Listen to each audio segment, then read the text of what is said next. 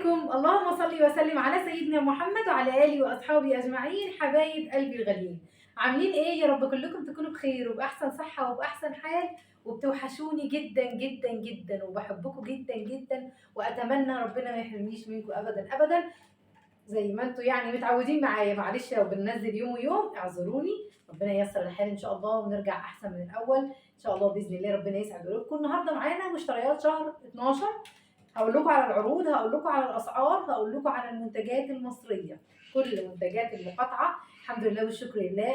بقد يعني يمكن ما فيش حاجه عندي خالص في مشترياتي ان شاء الله باذن الله تشوفوها كلها مقاطعه. انا جبت الحاجات كلها المصريه ان شاء الله باذن الله. الفيديو النهارده يعجبك وتستفيدي منه وتاخدي منه شويه افكار كده، وتاخدي منه شويه اسعار تعرفي تمشي الدنيا معاكي. يلا بينا نشوف فيديو النهارده معانا فيه ايه. ان شاء الله الفيديو يعجبك. بحبك جدا وبشكرك جدا على وجودك في حياتي. ما تنسوش تحطي لي لايكات، شيروا الفيديو لاصحابكم لو عجبكم، ما تنسيش تشتركي معايا ودي اهم حاجه علشان تكبري عيلتي الجميله. بحبكم جدا وبشكركم جدا. يلا بينا نشوف الفيديو. تعالوا نقول بسم الله الرحمن الرحيم. واول حاجه نبتدي بيها وهي المنظفات. المنظفات انا واحده من الناس الحمد لله والشكر لله، في من الحاجات اللي انتوا هتشوفوها معايا دلوقتي دي حاجات بتقعد شهرين، حاجات بتقعد 4 شهور، وحاجات بتفضل الشهر كله، يعني على حسب الحاجه اللي انا جايباها. معانا شهور وايه اللي بيفضل معانا شهرين والكلام ده كله. تعالوا بس نقول بسم الله الرحمن الرحيم ونبتدي الفيديو معانا. اول حاجه وده مهم جدا لاي ست بيت وهي المرطب عشان الشتاء. احنا يا بنات في الشتاء اولا بنغسل مواعين كتير، ايدينا بتتعرض للهواء بعد ما نكون مثلا غاسلين ايدينا بميه سخنه ونطلع، فكل ده بيساعد على ان الجلد بتاعك يقشف ووشك كمان يقشف ويقشر، فاحنا مش عايزين كده. عايزين على قد ما نقدر نبتدي ان احنا نرطب ايدينا. ده بكام؟ ده ب 37 جنيه، انا جايباه من فتح الله ب 37 جنيه. ده ايفا بالجليسرين. انا بحب ريحته جدا، هو للبشره الجافه ولكن انا بشرتي دهنيه، بس انا بحب اجيبه لانه ريحته حلوه. مش بحب ريحه العسل ولا ريحه الخيار، وانما بحب اجيب اللي هو بالجليسرين، بقى ريحته تحفه وترطيبه هائل جدا.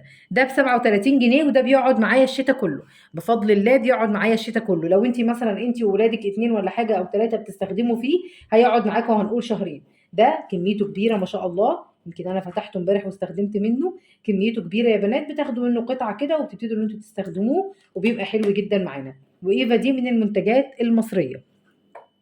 جبت كمان زبدة الكاكاو ودي مهمة جدا جدا في فترة الشتاء. انا هنا بقول لك على الحاجات البسيطة اللي تهتمي ببشرتك بيها، مش هنروح نجيب كريمات غالية ولا هنجيب حاجات غالية، لا احنا عايزين حاجات بسيطة وفي نفس الوقت بشرتنا وشفايفنا تبقى كده حلوة ودايما نبقى بنلمع. طيب ده بكام يا بنات؟ ده عامل 13 جنيه، وده لونة، ده عامل 13 جنيه اسمه لونة، وهو صناعة مصرية. هي لونة معروفة ان هي صناعة مصرية، ريحته حلوة قوي. ده اللي بجوز الهند، في منه بالفراولة بس انا مش بحبه، بحب اللي هو بجوز الهند. وده كان ب 13 جنيه، ودول من الحاجات الأساسية عندي اللي لازم يكونوا موجودين طول الشتاء. جبت كمان دابر هيربل، وده معجون أسنان هو صناعة مصرية برضو. ده حلو قوي، ده ب 30 جنيه يا بنات، الحجم الكبير. ومعاه فرشة أسنان هدية، الحجم بتاعه بصوا يعني حجمه كبير ما شاء الله مش صغير. وده بالريحان، ريحته عجبتني جدا وكان كذا حد يعني واقف بياخده، فانا سالتهم انتوا جربتوه؟ قالوا لي احنا جربناه وحلو جدا وبيعمل ريحه للفم حلوه جدا، فانا جبته. ده كان ب 30 جنيه، وده برضو من المشتريات الاساسيه. لو جبت الصغير بيقعد عندي شهر، لو جبت الكبير اللي زي ده هيقعد معايا شهرين. وده بيرجع لايه؟ ده بيرجع للاستخدام بتاعكم يا بنات، لازم تستخدموا الحاجه بعقل. ما ينفعش ان احنا نحط الحاجه لاولادنا الصغيرين مثلا وما نقفش على ايديهم وهم بيستخدموها، لازم تستخدموا الحاجه بعقل. جبت كمان ايه؟ جبت غسول ايفا، غسول مقشر في نفس الوقت، حلو قوي قوي. ده كان عامل 46 جنيه. ده بيقعد معايا شهرين الحمد لله والشكر لله، انا اللي بستخدمه واحيانا بنتي الكبيره بتستخدمه معايا. هو ما شاء الله عليه يا بنات فيه سكراب كده، يعني هو غسول وجواه سكراب، كل يوم كده تعملي بيه بشرتك بيبقى حلو جدا جدا. جبت كمان ده ب 42 جنيه. ده ديفا يا بنات، ده غسول للايد اسمه الترا ريلاكس، ده ب 42 جنيه. ده ما يعادل معاكي 6 صابونات، حلو قوي قوي قوي. انا ليه كمان بحب اجيبه؟ لان هو صناعه مصريه، وجبته معاكم قبل كده من حوالي 4 أو 5 شهور. استخدمته قعد معايا بالظبط 3 شهور في الحمام. ليه؟ لان انا ولادي بعلمهم ان هم يضغطوا ضغطه واحده تنزل نقطه واحده، يغسلوا بيها ايديهم يغسلوا بيها وشهم، بيبقى حلو جدا جدا. ده برضو من الحاجات اللي انا برشحها لك جدا، افضل من الصابون. دلوقتي الصابون بقت القطعه صغيره قوي وب 12 جنيه مفيش منها فايده، انما ديفا ده حلو جدا يا بنات وممتاز. جبت كمان يا بنات الاوكسي الجل. في متابعه حبيبتي كتبت لي قالت لي يا دودي ايه البديل بتاع الجل عن اريال وعن تايد وعن برسيل؟ هو اوكسي حلو قوي قوي، هو اكبر منه شويه وانا بفضله وبحبه جدا. ده بنسيم النفرتر وده بنسيم الشرق. اوكسي ممتاز جدا، ريحته عاليه ورغوته رهيبه يا بنات، فانا انصحكم ان انتوا تجيبوه. بصوا ده يا بنات الصغير ب5 جنيه، الصغير ده ب5 جنيه والكبير ده ب10 جنيه. بصوا هقول لكم على حاجه دلوقتي وانا بشوف الفاتوره، لقيت ان ديفا ده عامل 54 جنيه، مع ان هو هناك وانا بجيبه كان مكتوب عليه 42 جنيه. فانا برضو عايزاكم تاخدوا بالكم من حاجه زي كده، يعني تبصوا في الفاتوره بتاعتكم على الحاجه اللي انتوا جبتوها بنفس السعر او لا. ده يا بنات لقيته في الفاتوره دلوقتي عامل 54 جنيه، وانا شايفاه في العرض كان ب 42 جنيه. فده انا هرجع لهم بيه برضو، بس انا برضو حبيت ان انا اوضح لكم حاجه زي كده. طيب جبت كمان الزيت بتاع غسالة الأطباق أو اللي هو مساعد الشطف بتاع غسالة الأطباق، وده يا بنات من فيبا، وشركة فيبا برضو شركة مصرية، وده كان عامل 54 جنيه. طبعا هو سعره غالي جدا، كان ب 42، بس أنا طبعا ما بقدرش أستغنى عنه بالذات في فترة الشتاء عشان الغسالة. جبت كمان شامبو منك بزيت المنك والثوم، حلو قوي ريحته حلوة جدا، ده لشعر نظيف وأكثر طراوة. المهم ده كان عامل 37 جنيه، ومنك شركة مصرية، ولا بنتين ولا دوف ولا هيزر شونلز ولا اي نوع من المنتجات اللي هي المستورده، لا احنا جبنا المصري من صناعه مصريه وحلو جدا وريحته رائعه. وحجم ده 900 جرام يا بنات، 900 جرام كانوا عاملين 37 جنيه. جبت كمان كلوريل الوان، وده الكلوريل ده عامل 8 جنيه، الازازه دي ب 8 جنيه اللي هي نص لتر. حلوه قوي دي كلوريل الوان مكان كلوريكس الوان، انا جبت كلوريل الوان مكان كلوريكس الوان، ودي هتقعد معايا ان شاء الله حوالي شهرين او 3. جبت كمان كلوريل اللي هو الابيض، وده كان عامل 13 جنيه ونص، برضو مكان كلوريكس الابيض، حلو قوي 13 جنيه ونص. جبت كمان وفير اللي هو مسحوق السائل بتاع غسيل المواعين، وفير ممتاز جدا يا بنات ورغوته عالية جدا، وده كان عرض بتاعت كان عامل 48 جنيه. وفير 48 جنيه، ده 4 لتر، عايزة اقول لكم بيقعد معايا 5 او 4 او 6 شهور على حسب الاستخدام بتاعي. ممكن حضرتك تكون ما عندكيش غسالة اطباق فبتستخدميه كتير يقعد معاكي شهرين، ولكن لما اجيب ب7 او ب48 جنيه مسحوق شهرين فده حلو قوي، يقعد معايا شهرين ونص، فده حلو قوي. فالعرض بتاعه ب 48 جنيه، ولكن هو عرض حلو جدا. تعالوا بقى نتكلم على مسحوق الغسيل اللي هو البودر. مسحوق الغسيل البودر يا بنات انا جبت كيلو من المسحوق السايب عامل 15 جنيه، بجيب كيلو من السايب ب 15، وجبت كيلو من باهي، وباهي برضو ده شركة مصرية. اقول لكم ده بالظبط قد ايه، كيلو ونص يا بنات، ده كيلو ونص من باهي، كيلو ونص من باهي عامل 50 جنيه. ده كده ب50 جنيه، ريحته رائعة جدا، وده ب15 جنيه يعني 65 جنيه. احطهم على بعض اضاعف بيهم الكمية، مش هحتاج ان انا اجيب ان شاء الله باذن الله مسحوق طول الشهر، مع دول هغسل بيهم هدوم الخروج والدنيا بتمشي معايا وزي الفل. هي دي الحاجات البسيطة اللي انا بعملها، ان انا بجيب الحاجة وبستخدمها استخدام عادل، وفي نفس الوقت بجيب الحاجات اللي تكون عليها عروض وتقعد او يعني كبيرة وكميتها كبيرة وتقعد معايا فتره من الوقت. هو ده اللي بيوفر معايا. معجون الاسنان انا كنت قلت لكم ب 30 يا بنات، لقيته في الفاتوره ب 28، برضو حابه ان انا اصلح لكم علشان ايه ما تختلطش عليكم الامر. طيب تعالوا بقى اقول لكم من الحاجات اللي انا جبتها برضو، وبحب كده ان انا كل شهر من هنا لحد شهر رمضان ابتدي استلقط شويه حاجات كده، يعني اي حاجات في البيت ناقصاني. جبت الكوبايه المعياريه دي كانت عامله 13 جنيه في فتح الله، الخامة بتاعتها حلوة، وأهم حاجة عندي طبعا إن هي بتدخل غسالة الأطباق. ده نص لتر، فيها معايير كده، أنا بالنسبة لي ولشغلي بحب أستخدمها كتير. ولو حضرتك في المطبخ برضو حابة إن حاجتك تطلع ناجحة وتبقى بالمعايير بالظبط، هاتيه مش غالي خالص ب 13 جنيه. لو كل شهر جبنا لنا حاجة من الحاجات دي فإحنا اللي هنبقى كسبانين. جبت كمان يا بنات الصينية المذهب دي، وكانت عجباني جدا من زمان، هي على فكرة خامتها بلاستيك، ولكن سعرها حلو عجبني، يعني دي ب35 جنيه، حجمها حلو وشكلها حلو، برضو حبيت ان انا اجيبها. بس دي من بره فتح الله للامانه، دي من الغرباوي، انما ده من عند فتح الله. طيب تعالوا بقى نتكلم على البقوليات والجبن والحاجات اللي احنا برضو بندور ان هي تبقى صناعه مصريه.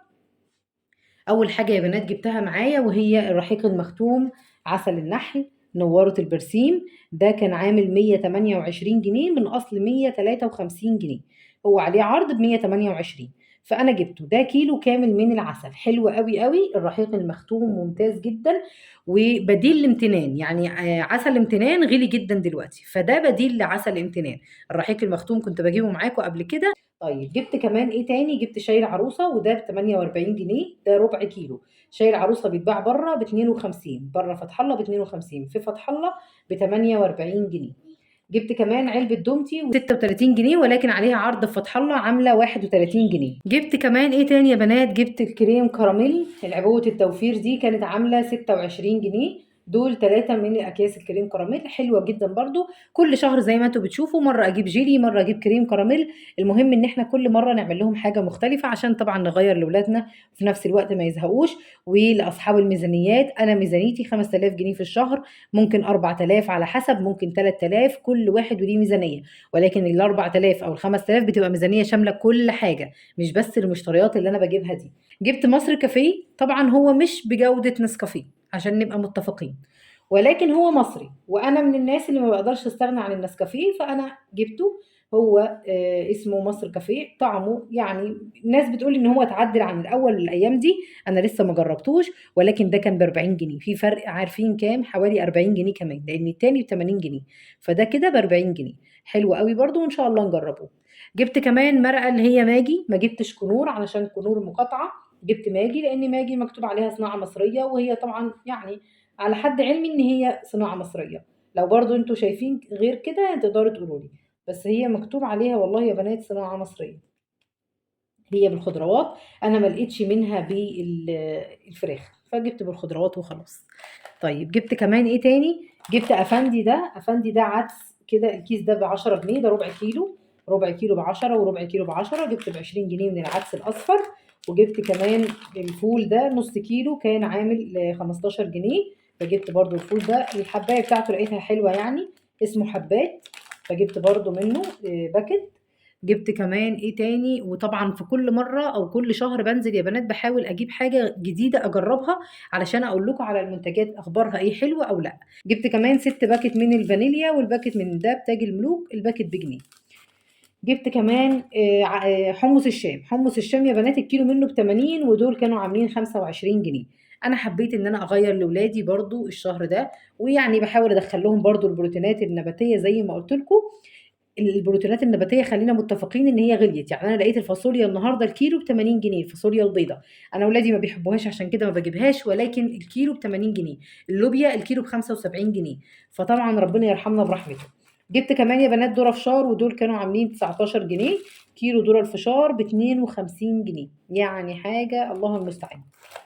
جبت كمان ب 10 جنيه من الكزبره الحصى. بصوا ما شاء الله كميه الكزبره يا بنات بتبقى كتيره ازاي، والحبايه كمان بتاعتها حلوه. انا بحب توابل فتح الله الصراحه، بتبقى حلوه ونظيفه.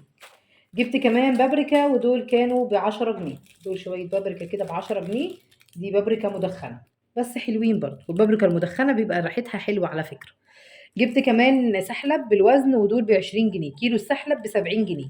انا جبت دول كده ب 20 جنيه، يعني دول تقريبا يعملوا لنا مرتين مرتين، ومره ب 10 جنيه، هيبقى حلو قوي. جبت كمان فول مدشوش. كيلو الفول المدشوش ب 36 جنيه، ودول كانوا عاملين 16 جنيه. برضو الفول المدشوش حلو نعمل منه بصارة، حلو نعمل منه طعمية، بيفرق جدا معانا في التوفير. جبت كمان يا بنات ترمس. الترمس دول عاملين 15 جنيه. كيلو الترمس ب 44 جنيه. ترمس حلو، في ترمس بلدي هناك الكيلو ب 50. وبالمناسبة عشان حبايبي في سألوني برضو ايه الفرق بين الترمس البلدي والترمس الحلو. الترمس الحلو بتسلقيه وتدمسيه، بتسلقيه وتملحيه في يوميها. اما الترمس البلدي بتبتدي ان انت تسلقيه، وبعدين تغيري عليه الميه حوالي 3 4 ايام، مثلا 3 مرات في اليوم، وبعدين تملحيه عشان المراره تروح منه. طبعا كفوائد، فوائد المر احسن من الحلو، ولكن احنا بنجيب الحاجه اللي تكون سهله وسريعه علينا وما تاخدش مننا وقت. جبت كمان عدس بجبه، ودول الكيلو عدس بجبه ب 48 جنيه يا بنات، ودول ب 18 جنيه. يعني يعملوا لي حوالي 3 مرات ولا حاجه. ان شاء الله برضو هنجهز معاكم الحاجات دي. وبرضو طول الفيديوهات يا بنات اللي احنا بنعملها حاولوا تتابعوها. يعني في ناس بتتابع فيديوهات وفيديوهات، لا لا، حاولوا تتابعوا كل الفيديوهات، بحيث ان انتوا تلاقوا الحاجات اللي انتوا حابين تستفيدوا منها، حابين تعرفوا بنمشي الشهر ازاي والدنيا بتمشي ازاي معانا، تاخدوا برضو افكار. طيب الحاجات برضو اللي انا جبتها المفروض كان تبع قسم منظفات، بس ما علينا. وهي اكياس سيله يا بنات اللي هي الصغيره، بحطها اعمل فيها خضار، فراخ مثلا اعمل فيها بطاطا. دول الخمسه عاملين 13 جنيه ونص، ولكن انا بحبهم جدا جدا. وماركه سيلا ماركه ممتازه. في ماركه كوين انا ما حبيتش ان انا اجيبها.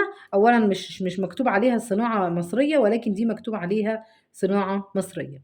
طيب، جبت كمان ب 20 جنيه من الكورن فليكس الالوان، وده حلو قوي، طعم الفواكه كده الولاد بيحبوه. الكيلو منه ب 58، ودول كانوا عاملين 20 جنيه. بحط لهم كده منهم شويه في اللانش بوكس لما يكونوا عايزين شيبسيات مثلا ولا حاجه، بيقرمشوها كده وبتبقى زي الفل. ده مش طلبي وانا ما بحبوش ابدا ولا بحب اجيبه، ولكن ولادي طلبوا مني ان احنا نجيب لهم برجر من بره. احنا عايزين يا ماما نجيب برجر من بره. فانا جبت اللحيمي، لقيت ان كلهم غاليين وكلهم طبعا بيبقوا نفس الماركه اصلا او نفس العجينه يعني. فجبت اللحيمي، طعمه حلو، احنا فتحناه وخدنا منه كام واحده كده الولاد عملوهم.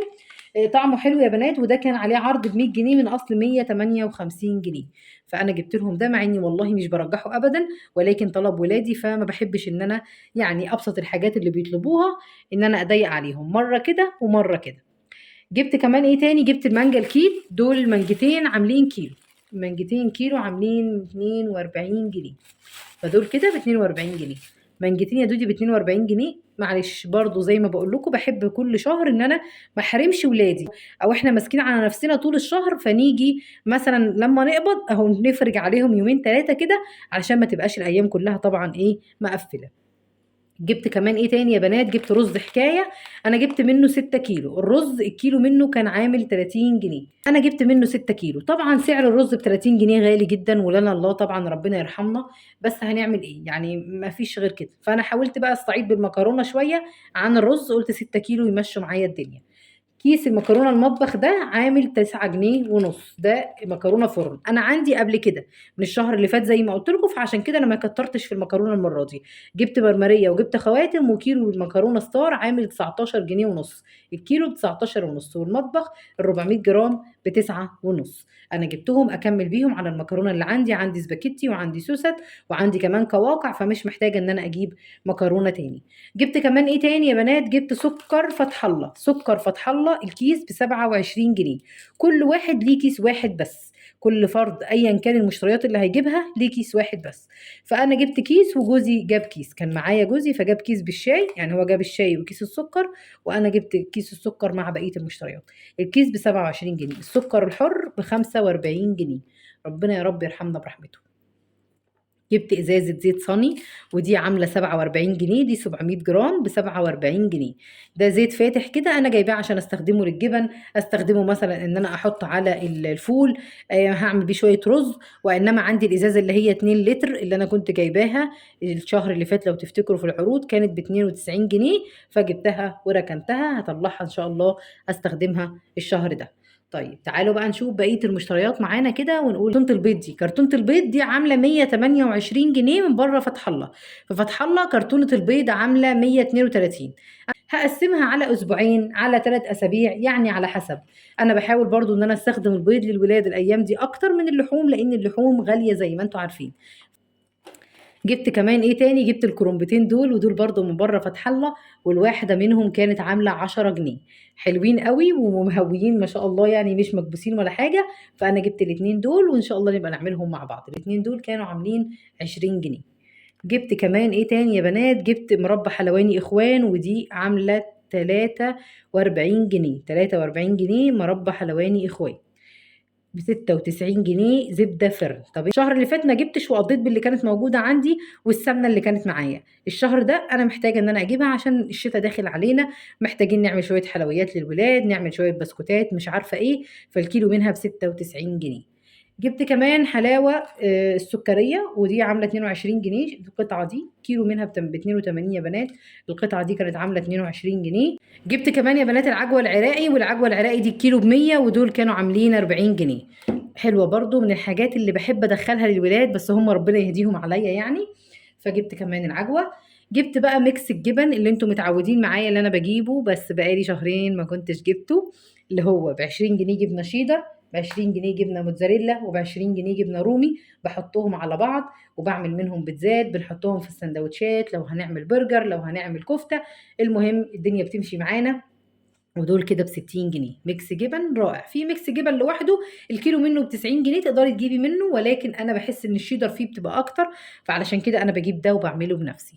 جبت كمان لانشون اللحيمي ودول كانوا ب27 جنيه، وعجبني أوي إن بنك الطعام عامل مبادرة إغاثة إلى الشعب الفلسطيني، فعشان كده أنا اشتريته برغم إن أنا كنت ممكن ما اشتريش لانشون خالص، ولكن أنا جبته عشان خاطر المبادرة دي.